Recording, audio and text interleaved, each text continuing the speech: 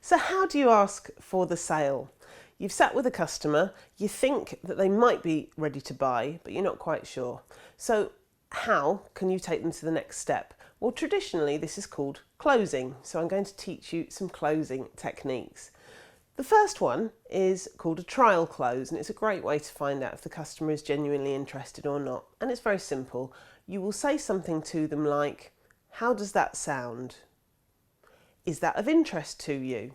And then depending on what they say, they'll either go yes and you've got a sale, or they might say, well, no, and then they'll need some more information, which you can provide to them.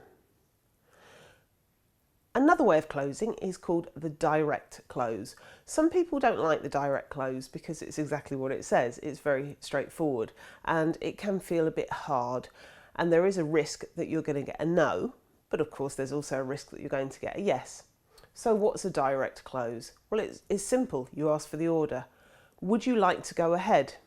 May I count on your business?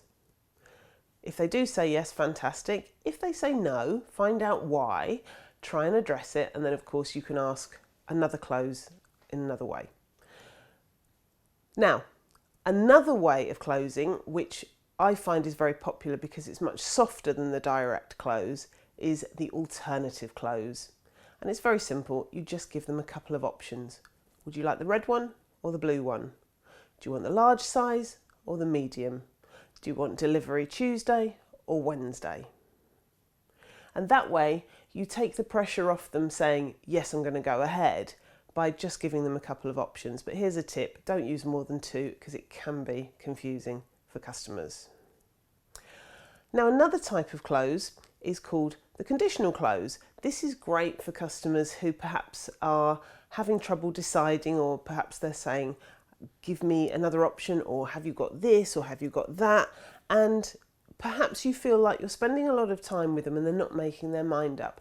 So you're not being unpleasant. I do want to stress that. It's about helping them come to a decision.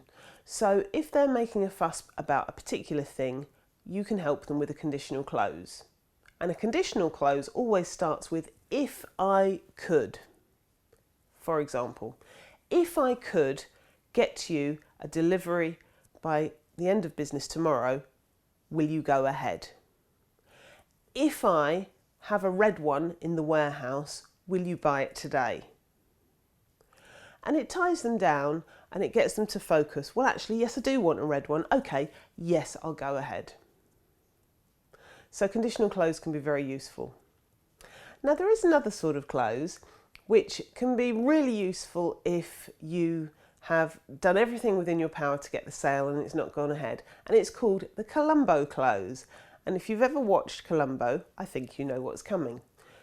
You finish your meeting, you pack up your things, you walk towards the door, and just before you leave, when the person you've been talking to is completely relaxed because they know that the meeting has finished, you say, just one more thing. Why didn't you want to go ahead? If necessary, if you're quite good at acting, you could look a little bit confused and go, oh, so are you saying that if I could do that, we could actually place an order? Now, sometimes it will work and sometimes it won't, but even if it doesn't, you'll get some valuable feedback on perhaps what you could do better next time. So here's my advice. I've given you some suggestions on different ways of closing. Try using different ones. You'll be surprised. Some work better with some customers than others. Some you'll be happier at using than others. But give it a go, mix them up and try different ways of closing. And the more you try, the more successful you will be. Good luck.